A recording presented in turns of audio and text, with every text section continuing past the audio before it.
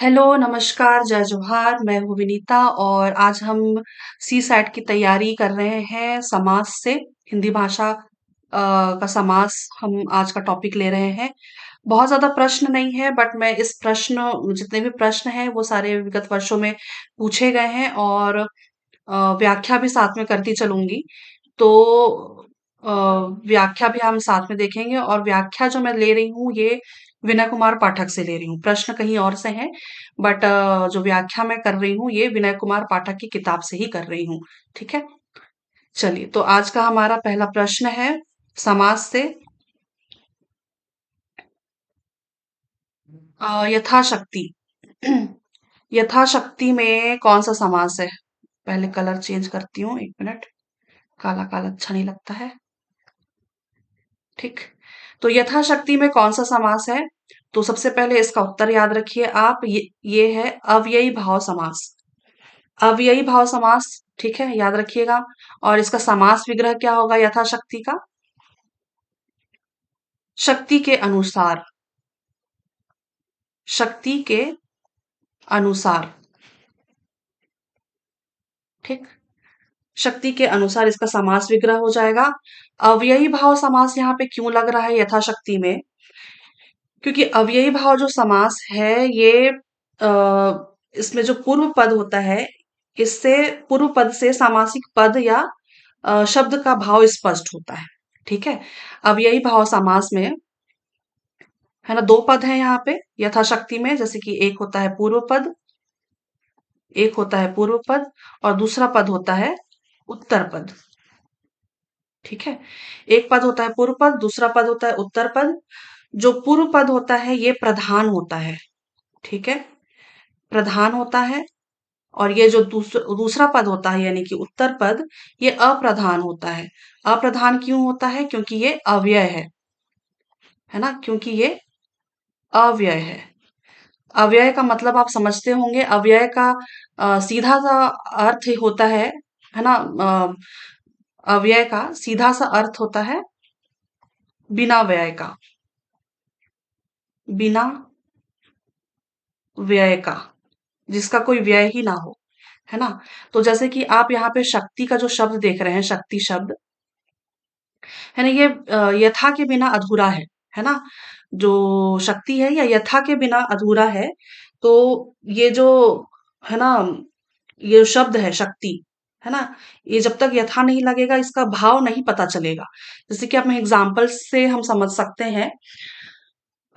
एक उदाहरण ले लेते हैं। जैसे प्रधानमंत्री ने अपनी शक्ति का प्रयोग किया। ठीक है। तो आप पूछेंगे ना कि कौन सी शक्ति, कैसी शक्ति, किस प्रकार की शक्ति। तो हमें पता नहीं चल पाता है कि वो किस प्रकार की शक्ति है। तो यहाँ पे यथा के बिना शक्ति का कोई वैल्यू नहीं है ना। तो इसलिए ये जो यहाँ पे, तो पहले आप ये समझिए कि यथा जो है ये पूर्व पद है ना। पहला पूर्व पद यानी कि पहला पद। और शक्ति है ये दूसरा पद है ना। तो इसलिए इसका विग्रह क्या हुआ? शक्ति के अनुसार, है ना। प्रधानमंत्री ने अपनी शक्ति के अनुसार फला फला काम किया। किस प्रकार की शक्ति, कैसी शक्ति, है ना। बॉर्नवीटा या हॉर्लिक्स या पार्ले जी की शक्ति तो होगी नहीं, है ना। तो हमें पता चलेगा, है ना, कि वो किस प्रकार की शक्ति है। तो जब तक हम यथा नहीं लगाएंगे तब तक हमें पता नहीं चलेगा कि वो किस प्रकार की शक्ति है। ठीक। तो यहाँ पे इसीलिए जो इसका आंसर होगा यह अव्ययी भाव समास होगा। ठीक है, इसका उत्तर। और इसकी हम पहचान किस प्रकार से कर सकते हैं? अव्ययी भाव समास के पहचान हम इस तरीके से देख सकते हैं। जैसे कि इसमें अ आता है मतलब पूर्व पद में। ठीक है, पूर्व पद की पहचान हम देखेंगे। तो पूर्व पद में अ आता है, आ आता है, अनु होता है, हर होता है, भर होता है, प्रति होता है और क्या होता है? यथा होता है। ठीक है, बे होता है, बे, है ना। तो इस तरह से हम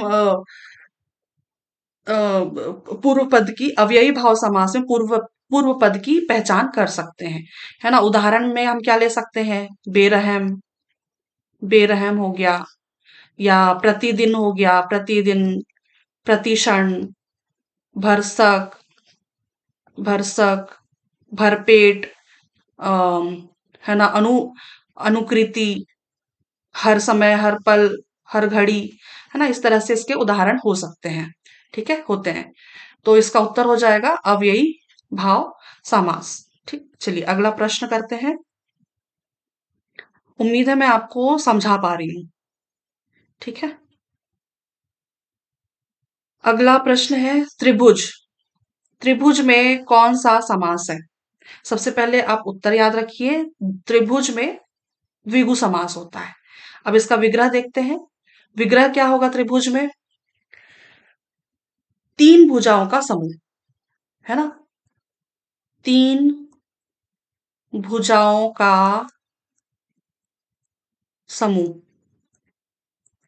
तीन भुजाओं का समूह त्रिभुज, यानी कि इसका विग्रह क्या होगा? तीन भुजाओं का समूह।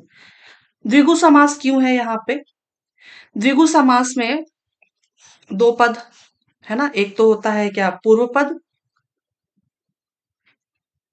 एक होता है पूर्व पद और दूसरा होता है उत्तर पद। पूर्व पद अप्रधान, है ना, अप्रधान होगा, जिसकी वैल्यू नहीं होगी, अप्रधान, और उत्तर पद होगा प्रधान। उत्तर पद जो होगा वो प्रधान होगा। और पूर्व पद की हम पहचान कैसे कर सकते हैं? क्योंकि ये संख्यावाची होंगे।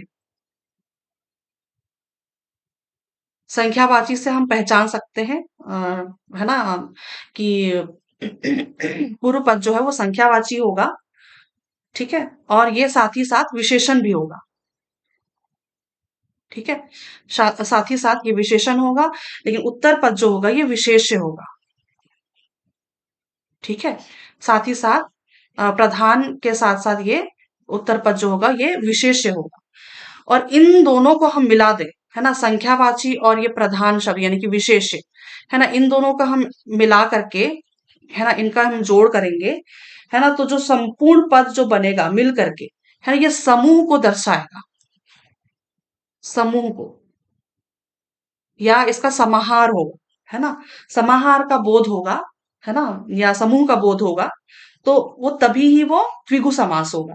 याद रखिएगा ये वर्ड, है ना, संख्यावाची प्लस विशेष्य, है ना, ये दोनों मिलकर के एक समूह का या फिर समाहार का बोध कराए, तभी वो द्विगु समास होगा।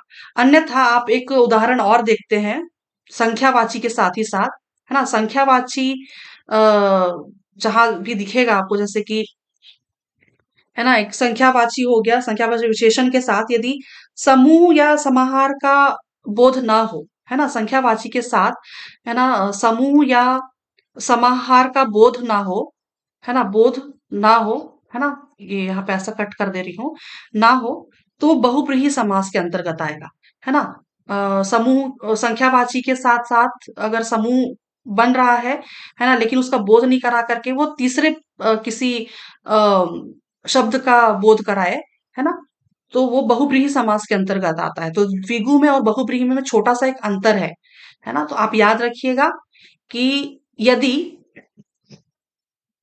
संख्यावाची विशेषण के साथ और उत्तर पद प्रधान होने के साथ यदि समूह या समूह का बोध हो, है ना, तो वो द्विगु समास होगा, है ना। और जहां पे संख्यावाची विशेषण के साथ समूह का बोध ना हो, किंतु अन्य कोई शब्द का बोध हो, अन्य किसी शब्द का या अन्य किसी पद का बोध हो, है ना, अन्य किसी का अर्थ निकलता हो, तो वहां पे बहुब्रीहि समास होगा।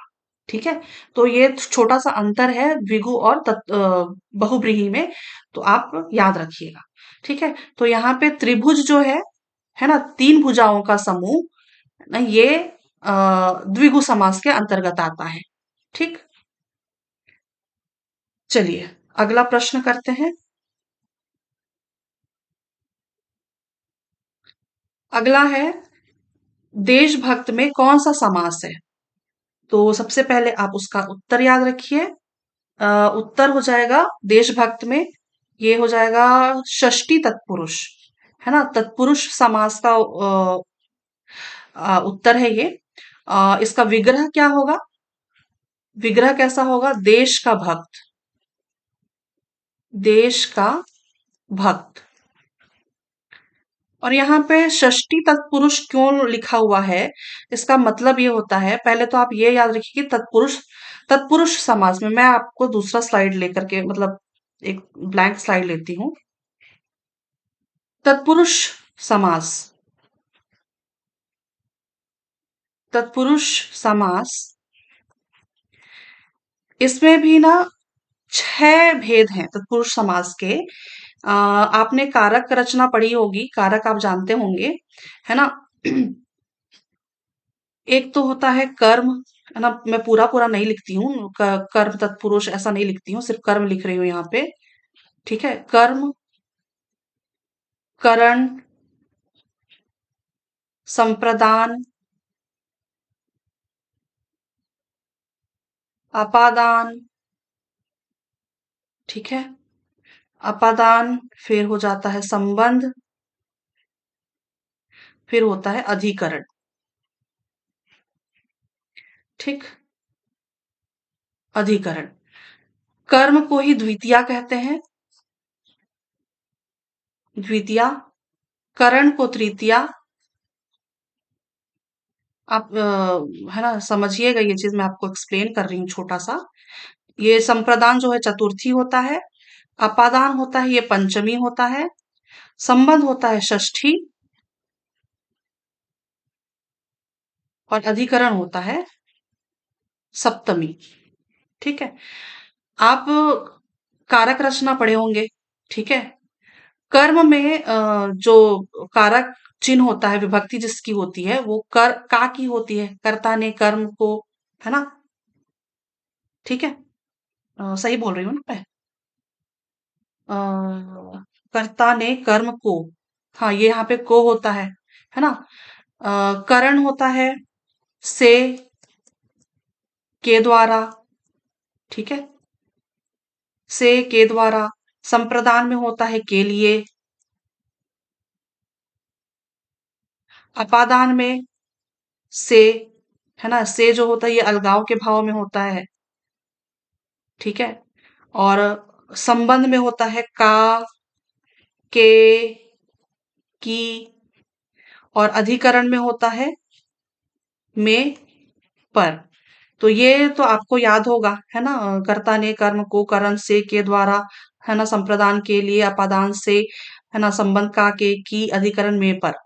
तो यहाँ पे जो ये कारक है इनका लोप हो जाता है ना? ये जो जितने भी कारक हैं इनका लोप हो जाता है। ठीक है, तो लोप होने की वजह से जो तत्पुरुष समास है ना, उनका अ, ये संबंध पता चलता है। जैसे कि संबंध नहीं कह सकते हैं, जैसे कि यहाँ पे वर्ड था देशभक्त, देशभक्त, है ना? तो देशभक्त को हम विग्रह करते हैं तो क्या लिखते हैं? देश का भक्त, देश का भक्त।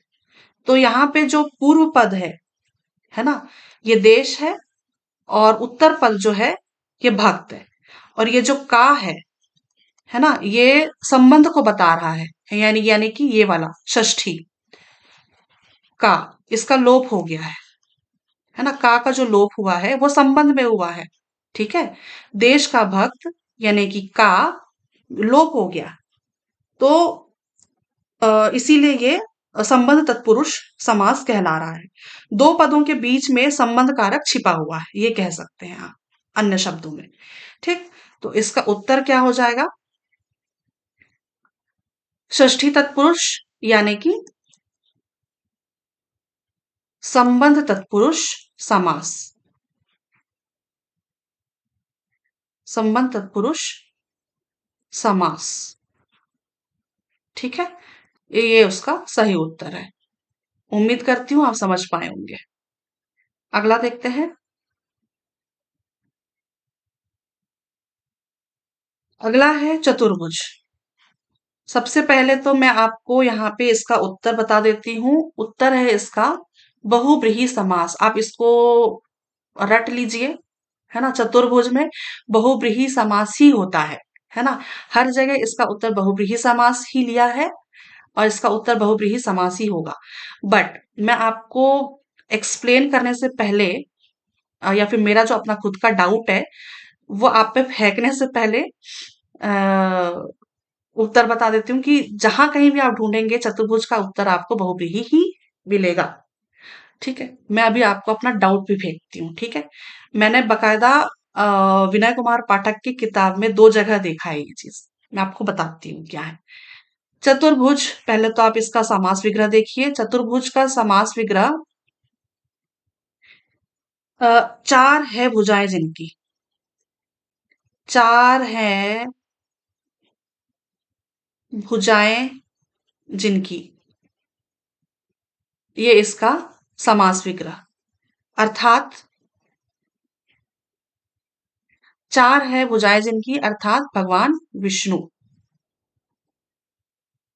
ठीक है, विष्णु भगवान। ठीक है, चार है भुजाएं जिनकी अर्थात विष्णु भगवान। तो यहाँ पे मेरा जो डाउट है, मैं आप जो फेंकना चाह रही हूँ, यहाँ पे ये होना चाहिए चतुर्भुजी, है ना? मेरे हिसाब से यहाँ पे प्रश्न में चतुर्भुजी होना चाहिए, है ना? जिसका विग्रह होना चाहिए चार है भुजाएं जिनकी अर्थात विष्णु भगवान, है ना? ये तीसरे पद का अ, तीसरे पद को वो संकेत कर रहा है। ठीक है, चतुर्भुज में विनय कुमार पाठक में एक जगह मैंने ये भी देखा, द्विगु समास, है ना? द्विगु समास, उसका विग्रह क्या होगा? चार भुजाओं का, चार भुजाओं का समूह, चार भुजाओं का समूह, ये मैंने द्विगु समास में देखा। ठीक है, तो आप मुझे बताइए, देखिए मैंने हिंदी भाषा में ना तो मैंने एमए किया है ना मैंने पीएचडी करी है। ऑब्वियसली मैंने विनय कुमार पाठक पढ़ा है, ऑब्वियसली मैंने कोचिंग करी है। ठीक है, और मुझे ये डाउट किसी ने आज तक क्लियर नहीं किया कि चतुर्भुज में द्विगु समास क्यों नहीं है। ठीक है, इसका उत्तर हर जगह आपको गूगल भी करेंगे, यूट्यूब में भी देखेंगे, हर जगह आपको सिर्फ सिर्फ इसका उत्तर मिलेगा बहुव्रीहि समास, और इसका उत्तर भी यही लिया गया है ना? अब मेरे पास तो विनय कुमार पाठक जैसे साहित्यकार या फिर व्याकरण वादी तो है नहीं मेरे टच में कि मैं किसी से ये सवाल का, है ना, क्लियर कर लूं। आप में से अगर किसी को ये चीज समझ में आती है तो मुझे कमेंट बॉक्स में जरूर बताइएगा कि इसका उत्तर द्विगु समास क्यों नहीं लिया है, बहुव्रीहि ही क्यों लिया है। चतुर्भुज, है ना? मेरे हिसाब से विष्णु भगवान की भुजाएं चार हैं, है ना? तो यहाँ पे क्वेश्चन में होना चाहिए था चतुर्भुजी, है ना? चतुर्भुजी होता तो शायद मैं मान लेती। ठीक है, वो कहते हैं ना, आम खाओ गुठलियां क्यों गिनते हो? तो मेरे साथ में यही वाला फंडा लग रहा है कि यहाँ पे चतुर्भुजी होता तो मैं शायद इसको सही मानती, है ना? बट यहाँ पे इसका उत्तर मैंने रटा हुआ है कि चतुर्भुज में बहुव्रीहि समास ही होता है। ठीक है, तो बहुव्रीहि समास मैंने एक पहले पिछले वाले प्रश्न में भी आपको एक्सप्लेन किया था। चलिए मैं फिर भी आपको छोटा सा थोड़ा सा एक्सप्लेन कर देती हूँ। बहुव्रीहि समास, है ना? इसका उत्तर हो जाएगा चार है भुजाएं जिनकी अर्थात विष्णु भगवान, है ना? और बहुव्रीहि समास में क्या होता है? बहुव्रीहि समास में जो पूर्व पद होता है, पूर्व पद ये होता है अव्यय, पूर्व पद अव्यय होता है, और उत्तर पद जो होता है, उत्तर पद, है ना, ये अप्रधान होता है। उत्तर पद जो है ना, ये अप्रधान होता है, और पूर्व पद जो होता है ना, कोई भी पद की प्रधानता नहीं होती, ये भी अप्रधान होता है ना? अप्रधान, है ना? दोनों पद अप्रधान होते हैं, किंतु, है ना, अन्य पद की, अन्य दोनों पद मिल करके तीसरे पद की ओर संकेत करते हैं। ठीक है, तीसरे पद की ओर संकेत करते हैं, ये होता है बहुव्रीहि समास। यहाँ पे तो एक पहला चतुर्भुजी, मतलब चार संख्यावाची है ना? संख्यावाची भी है, और है ना, ये दोनों पद जो चतुर और भुज, है ना, चतुर और भुज दोनों पद अप्रधान है, लेकिन तीसरे पद की ओर संकेत कर रहे हैं। ठीक है, तीसरे पद की ओर संकेत कर रहे हैं। चतुर्भुज यानी कि चार है भुजाएं जिनकी, अर्थात विष्णु भगवान। ठीक है, तो इसका उत्तर हो जाएगा बहुब्रीहि समास। बाकी ये जो मेरा अपना खुद का डाउट था, आप में से किसी को इसका लॉजिक समझ में आता है तो मुझे कमेंट बॉक्स में जरूर बताइए, कम से कम मेरा डाउट क्लियर हो जाएगा। ठीक है, चलिए अगला प्रश्न करते हैं। अगला है दही बड़ा। दही बड़ा में कौन सा समास है? तो दही बड़ा में जी उत्तर सबसे पहले याद रखिए। इसमें उत्तर हो जाएगा सप्तमी तत्पुरुष समास। ठीक है, अ, इसका विग्रह हम करके देखते हैं। तो विग्रह में क्या होता है? दही में डूबा हुआ, दही में डूबा हुआ बड़ा। ठीक है, तो यहाँ पे जो म है ना, इसका लोप हुआ है। दो पदों के बीच अधिकरण कारक छिपा हुआ है ना। में जो है वो अधिकरण में आता है ना। अधिकरण अधिकरण कारक का चिन्ह है ना। अधिकरण में जो है वो अधिकरण कारक का चिन्ह है ना। तो में यहाँ पे छिपा हुआ है। ठीक है, तो सिंपल सा है, बहुत ज्यादा इसमें ध्यान देने की जरूरत नहीं है। अधिकरण जैसे आपको याद होगा, अधिकरण सप्तमी है ना, सप्तमी तत्पुरुष। तो अधिकरण में दो चिन्ह होते हैं विभक्ति के। अधिकरण में दो विभक्ति चिन्ह है, विभक्ति दो कारक चिन्ह है, एक में और पर। ठीक है, तो यहाँ पे दही में डूबा हुआ बड़ा है ना, यानी कि दही बड़ा। तो इसीलिए ये अधिकरण तत्पुरुष समास है। अधिकरण को ही हम सप्तमी भी कहते हैं। ठीक है, तो यहाँ पे में जो है वो छिपा हुआ है। ठीक, तो इसका उत्तर हो जाएगा सप्तमी तत्पुरुष यानी कि अधिकरण तत्पुरुष। चलिए अगला देखते हैं। आजकल। आजकल शब्द में कौन सा समास है? उत्तर याद रखिएगा सबसे पहले, द्वंद्व समास। द्वंद्व समास क्यों है? आजकल में हम इसका समास विग्रह करके देखेंगे। तो आज और कल, आज और कल। आज जो है ये पूर्व पद है और कल जो है ये उत्तर पद है। ठीक है, तो यहाँ पे पूर्व पद जो है ये भी प्रधान है ना। और ये उत्तर पद जो है ये भी प्रधान है ना। आज है ना, आज भी प्रधान है और कल भी प्रधान है। तो इसका विग्रह करने पर दोनों पदों के बीच में और या इसके अलावा एवं या या है ना, इस प्रकार के शब्द लगते हैं। और एवं या है ना, ये लगता है।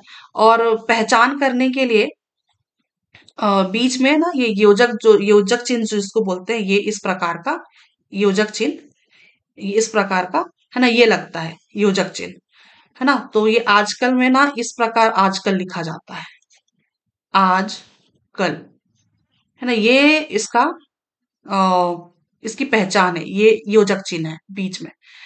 तो आज, इसका जो आज और कल, ठीक है, तो बीच में यहाँ पे लग गया है कहा, योजक चिन्ह के जगह में और। ठीक है, और तो यहाँ पे आज भी प्रधान है और कल भी प्रधान है ना। तो दोनों की अपनी अपनी प्रधानता है, इसलिए ये द्वंद्व समास है। ठीक है, इसका उत्तर क्या हो जाएगा? द्वंद्व समास। चलिए अगला प्रश्न करते हैं। लाइट चली गई थी तो मे भी शायद थोड़ा सा आवाज कट गया होगा। अगला प्रश्न देखते हैं। प्रश्न है अगला, पंचपात्र। ठीक, पंचपात्र।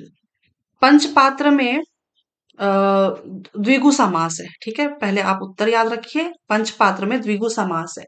द्विगु समास कैसे है, इसका हम पहले समास विग्रह करके देखते हैं। ठीक है, पंच पात्र को लिखते हैं हम 5 पात्रों का समाहार, 5 पात्रों का समाहार। ठीक है, 5 पात्रों का समाहार। तो यहाँ पे पंच जो है, पंच जो ये संख्यावाची है ना। पंच जो है ये संख्या को बता रहा है ना, संख्यावाची है। और ये जो पात्र है ये समूह को बता रहा है, समूह या समाहार, है ना। 5 पात्रों का यानी कि समूह या समाहार, समाहार भी लिख देती हूँ। ठीक है, तो 5 पात्रों का समाहार, है ना। और जिस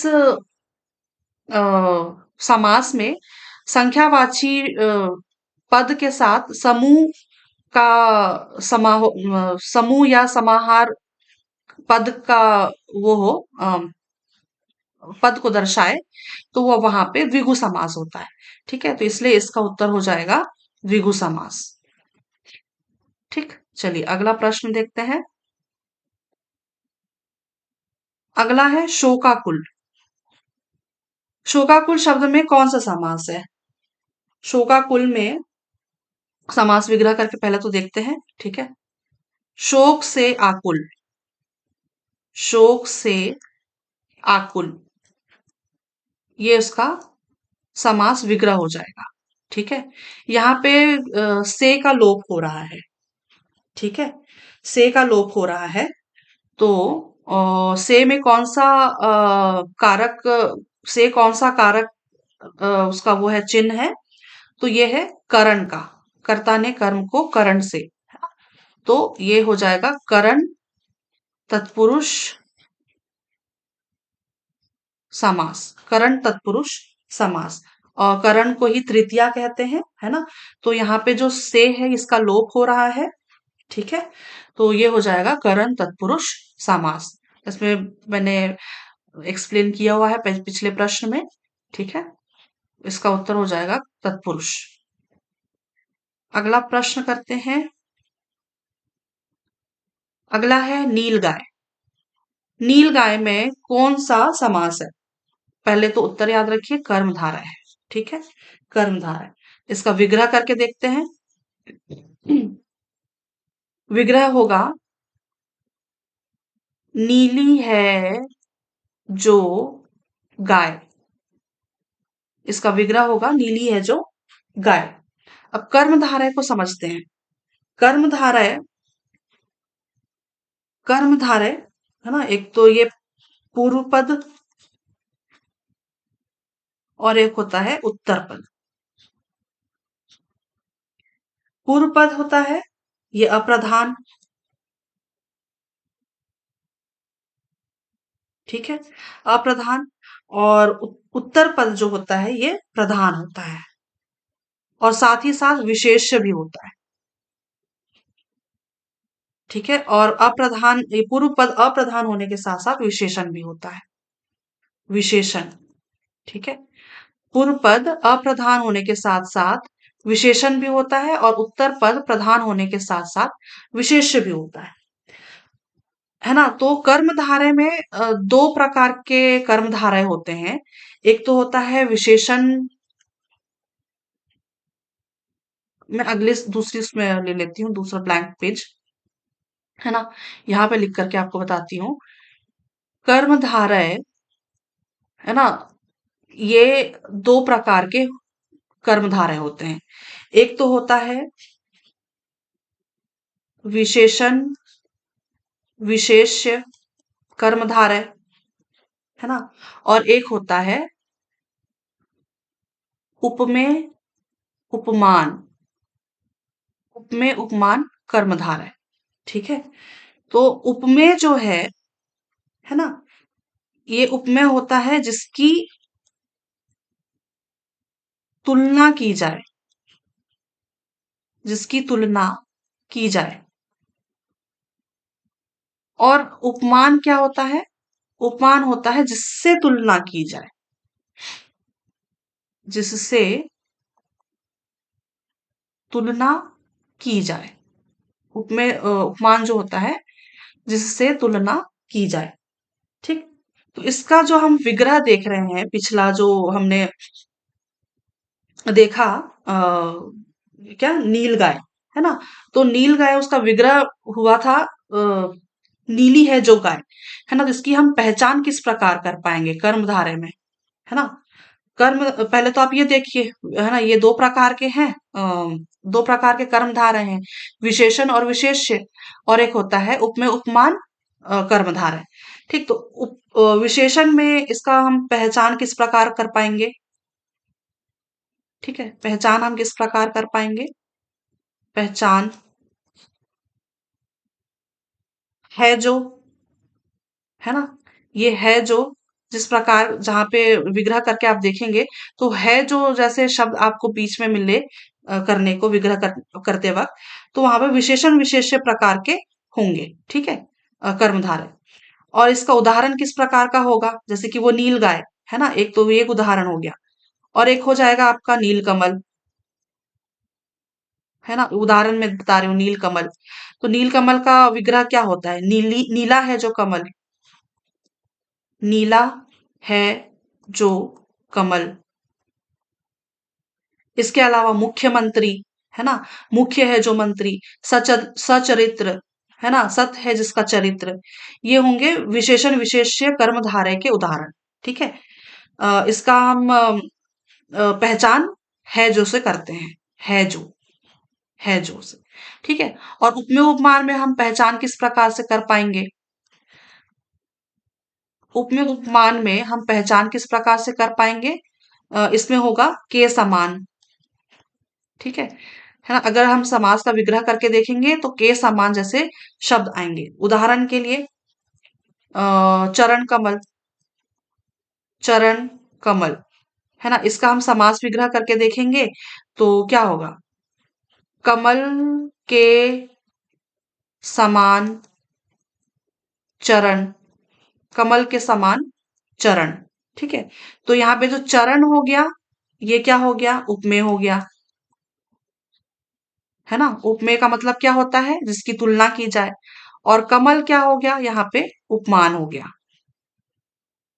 कमल क्या हो गया? उपमान। और उपमान क्या होता है ना, जिससे तुलना की जाए, यानी कि कमल की तुलना की जा रही है चरण से।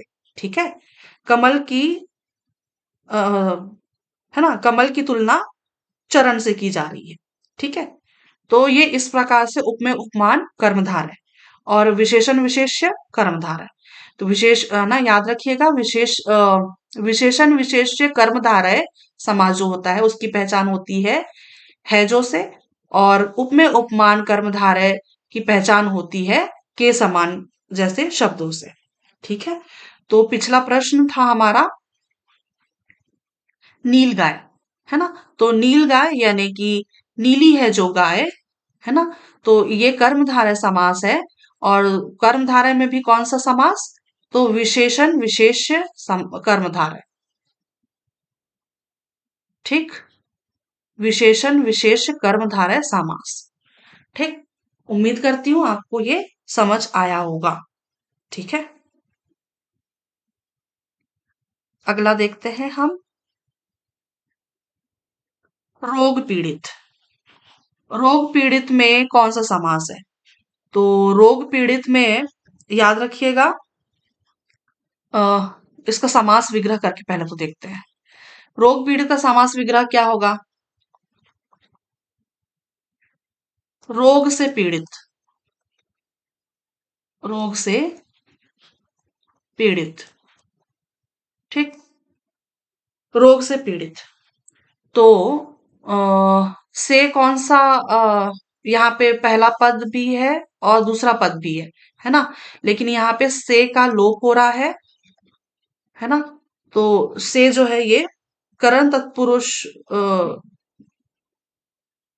करण तत्पुरुष का, का कारक चिन्ह है ना। से जो है ये करण तत्पुरुष का कारक चिन्ह है। तो ठीक है, यहाँ पे ये उत्तर हो जाएगा से, यानी कि करण तत्पुरुष समास, रोग से पीड़ित यानी कि करंट तत्पुरुष समास। यहाँ पे आप एक चीज और याद रखिएगा, ठीक है, मैं एक चीज और याद है ना, बताती हूँ। जैसे कि जो से है ना, एक आता है किसमें, अपादान में भी, ठीक है, अपादान में, लेकिन अलगाव के भाव में, ठीक है ना, अपादान में भी से आता है ना, अपादान में भी से कारक होता है ना, लेकिन अलगाव के भाव में, ठीक है। तो अपादान के लिए जैसे कि यहाँ पे रोग पीड़ित है ना, लेकिन रोग पीड़ित में अलगाव तो नहीं हो रहा है ना, रोग से पीड़ित है किंतु यहाँ पे कोई अलग भाव नहीं है। रोग से वो पीड़ित जरूर है ना, लेकिन वो अलगाव के भाव में नहीं है। लेकिन अपादान में अगर हम से लगाते हैं, है ना, जैसे एक उदाहरण ले लीजिए, धनहीन, मान लीजिए धनहीन, तो इसका विग्रह क्या होगा, धन से हीन, धन से हीन, है ना। अ, तो यहाँ पे ना, यहाँ पे जो से है ये अलगाव के भाव में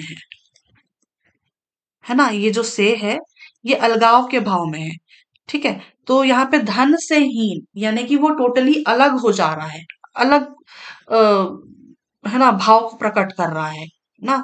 तो इसीलिए अलगाव में, सॉरी, अपादान तत्पुरुष में भी, है ना, अलगाव के भाव से, है ना, कारक चिन्ह से लगता है।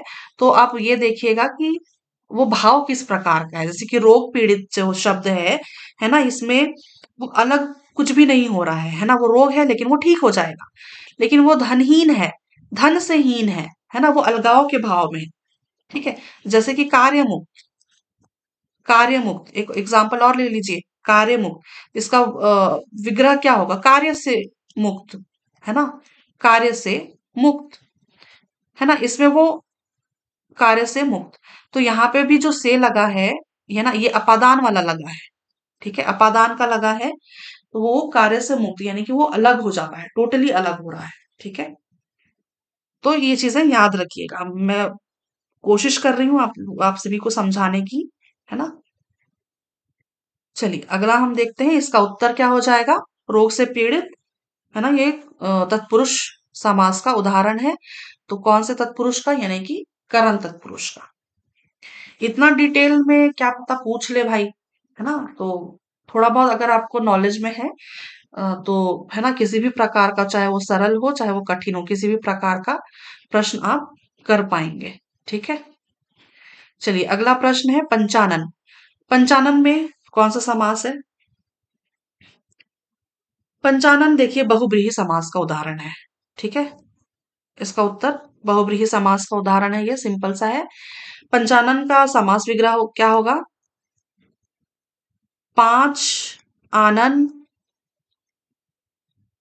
हैं जिनके, पांच आनन है जिनके, अर्थात भगवान शिव, अर्थात भगवान शिव, ठीक, ये उसका अम, समास विग्रह हो गया, ठीक है। तो आप सभी को पता है बहुब्रीहि समास में भी जो पहला पद होता है वो भी अप्रधान होता है, और जो दूसरा पद होता है वो भी अप्रधान होता है। किंतु ये दोनों पद मिल करके, है ना, ये दोनों पद मिल करके तीसरे पद की ओर, तीसरे पद की ओर संकेत करते हैं, ठीक, किसी और पद के बारे में बताते हैं, ठीक है। तो यहाँ पे सिंपल सा है, पंचधन आनन यानी कि पंचानन, और पंचानन किनको कहते हैं, भगवान शिव को कहते हैं। पांच आनन है जिनके, यानी कि भगवान शिव। तो इसका उत्तर हो जाएगा बहुब्रीहि समास। अगला देखते हैं, अगला है रसोई घर। ये भी तत्पुरुष समास का उदाहरण है ना। इसका विग्रह कैसा होगा, रसोई के लिए घर। यहाँ पे के लिए है ना, ये रसोई जो है पहला पद है और घर जो है दूसरा पद, है ना। यहाँ पे के लिए का बोध हो रहा है, लोप हो रहा है, के लिए जो है इसका लोप हो रहा है। और ये जो के लिए है ये कारक चिन्ह किसका है, तो याद रखिएगा के लिए जो है ये संप्रदान के लिए है। ठीक है, संप्रदान के लिए, संप्रदान का कारक चिन्ह है के लिए। ठीक है, तो इसका उत्तर हो जाएगा रसोई घर में संप्रदान तत्पुरुष समास।